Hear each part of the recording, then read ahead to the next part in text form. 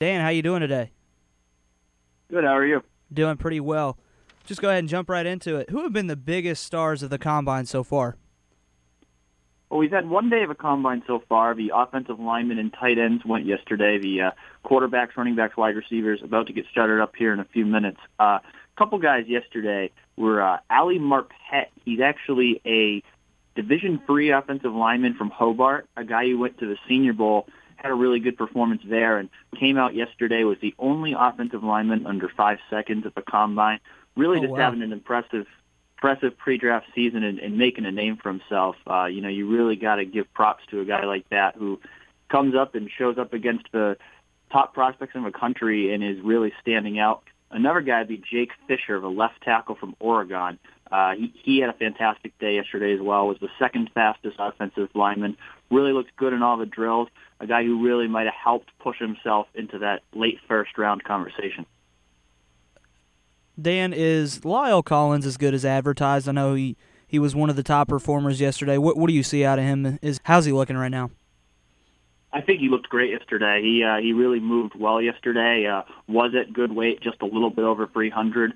I think really the scouts saw what they wanted to see yesterday in Lyle Collins. What you really wanted to see from him was for him to prove that he can move like an offensive tackle needs to move in the NFL, and I think we saw that yesterday. I think he's a guy who really solidified himself in that top 15 range, probably going to be one of the top 2 offensive linemen off the board. Does Max Williams look like the first tight end that'll be taken off the board, come April? I think so. I think he's the most likely candidate. I think the only guy that could really challenge him is Clive Walford from Miami. I think those guys are the top 2. But Williams should be the number 1 guy. A lot of people were disappointed in his 40-yard dash yesterday. Only ran a 4.78. I was expecting something more in the 4.6 range. But if you watch his tape, you see a guy who's got terrific hands. We saw that yesterday. He's a good downfield target. A lot of tight ends in the NFL are in the 4.7 range. I think Max Williams is still going to be a very good player. Is still a guy you're talking in that first or second round range. Not a lot of top tight ends in this year's class. I think he's still the guy, but if you're looking for a tight end in the early rounds, he should be at the top of your board. Okay, now we've seen some interviews, just from different quarterbacks. Is Jameis Winston proven to GMs, that he can be trusted? It sounds, everything we've heard so far is positive from NFL teams. The NFL coaches and general managers who have been asked about him haven't said anything bad. Now, we can't really know what teams are thinking behind the scenes. I am sure there are some teams in the NFL that have taken him off their boards just because of the history there. But at the end of the day, all that really matters is, does Tampa Bay or one of those teams at the top of the draft believe in him? And the impression you'd get is that they do. That the teams that are looking at quarterbacks are interested in him, and I think he's going to go pretty high. How did Winston look coming in? Was he overweight? Because I've heard a lot of just different stories from people that he came in.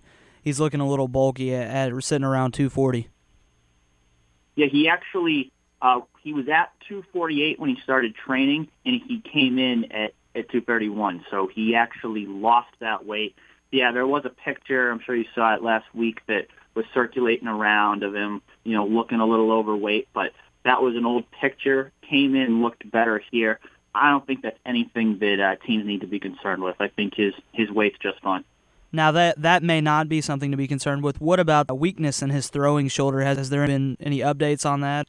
Well, the good news is he's throwing today, so that's a very good sign. The fact that he's going out and throwing today, you would think that if there was any significant concern of that, he would not put himself out there and potentially show himself at less than 100%. So I think it's fine. I think it's something that, the combine, the doctors at the combine really meticulously look over these guys. Any little thing that could be wrong, they're going to check it out. So while I think they did do more of an evaluation, there might be a mild concern.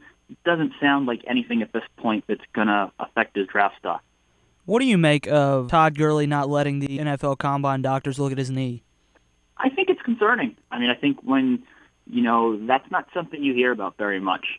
And when a player doesn't want the doctors to check out his knee, that means that it's not healthy. And we knew that already, but, that definitely leaves concern about how far along he is in his recovery. Now, it was reported that next month, he will go to the league's medical recheck, and that'll be an opportunity for doctors to examine him. So if he looks good there, it'll be fine, no worse for wear. But that's definitely a big thing that's up in the air right now with him. If I was a team that was thinking about using a first-round pick on him, I'd be pretty concerned when I'm hearing that he's not even allowing doctors to look at his knee. Dan Hope from Bleacher Report joining us. Follow him on Twitter at Dan_Hope. Which guys could improve the most today in respect to their draft stock? I think you really look at those wide receivers who have a chance to run really fast today. You look at a guy like Philip Dorsett from Miami, Devin Smith from Ohio State, Sammy Coates from Auburn, and then even just those top guys, Amari Cooper from Alabama, Kevin White from West Virginia, Devontae Parker from Louisville. Those three probably won't be the fastest guys, but if one of them runs a tenth of a second faster than the others, that could definitely help when we're talking about three guys that are really close to one another. I think today really has a chance to make a significant impact in which one of those guys goes first. So I think the wide receivers are really a group, because there's so much depth in that group, it's an important day for them, and with the stock teams putting the 40, you have to run well. Dan, one last question before I let you go. Do you see a guy like Brett Hundley moving himself into the first round?